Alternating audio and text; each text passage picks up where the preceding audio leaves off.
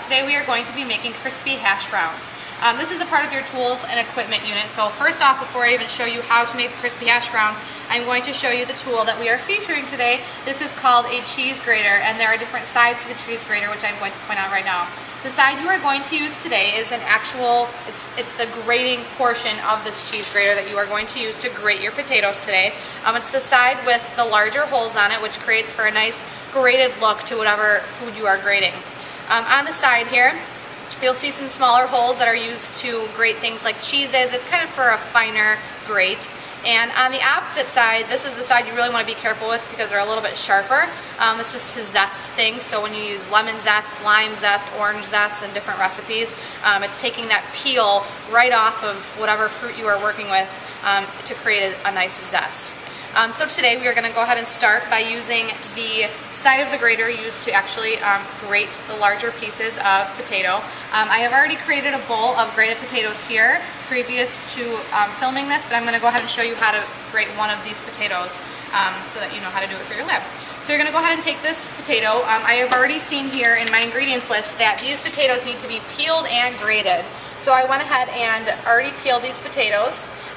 You know, do this either over a garbage bowl. I would recommend not doing it over a garbage can because I've seen kids do that before, and what happens is their potato falls right into the garbage can and you can't use it anymore, obviously, because the sanitation part has just flown out the window.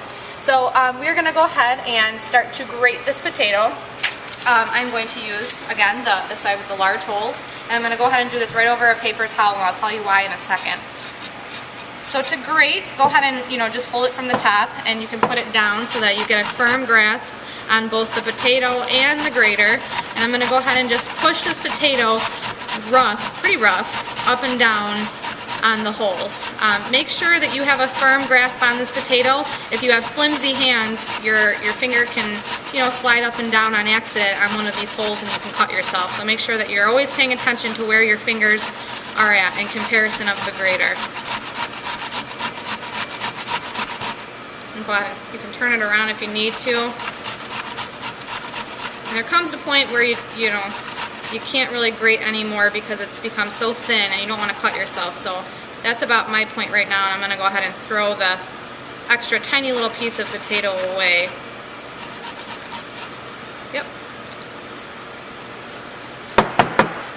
Okay, go ahead and give it a little tap because you're going to have some grated potatoes on the inside of your grater.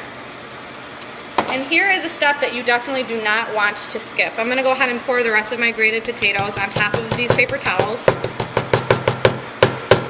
Okay, you might not know it, but potatoes have a lot of water in them, and you do not want any of this water to go into your recipe because then you're not going to get crispy hash browns, and we want crispy hash browns. So what I'm going to go ahead and do is bring this paper towel full of all of my grated potatoes over the garbage can. I'm going to bulk them all together and give it a good squeeze, and you're going to see all this water just pouring right out of there. Look at that water. You want to get all of that out. You do not want that going into your actual hash browns.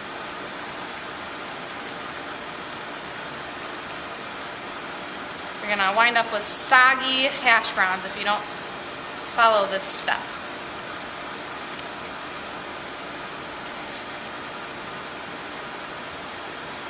Got a last squeeze there. And you can bring it right back over to your working area and put them right back into your mixing bowl. Just a quick little something that we wanted to share with you guys here. Some of you might have been looking at these potatoes thinking, why in the world are those pink? And they turn pink because of the moisture content. As you leave them out in the open, they're going to kind of change color a little bit, but do not freak out because that color will kind of fade away once you put them on top of the heat. Okay, we have just finished squeezing out all of the water from our nice hash browns, and we are ready to cook these babies right here. So we're going to go ahead, and we're back. We are ready to go ahead and cook our hash browns. We've just squeezed all of the water out of them, which is obviously, like I said, a very necessary step. I am currently heating up my oil on this induction burner here at about a medium heat.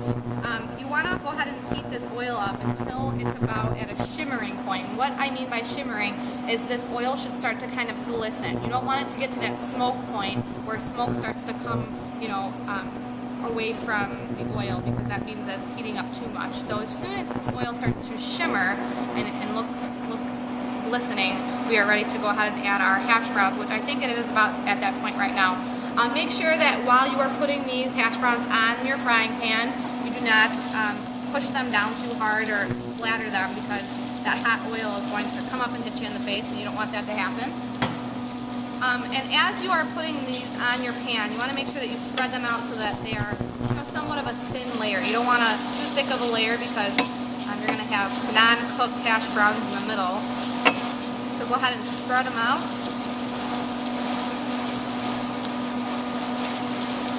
No more than a half of an inch thick. So we're at about a half of an inch, so we're good to go. Okay, at that point you can go ahead and sprinkle some salt and pepper on top of those hash browns. Your salt and pepper is already pre-measured, so you're going to want to go ahead and you can put the salt and pepper into your pan. You don't want to just clump the whole thing on, so you can go ahead and sprinkle it evenly. There's my kosher salt.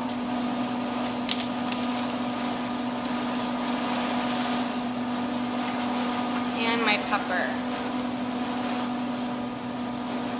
Before we go ahead and flip these over, I want to point one thing out in the menu, or in the recipe.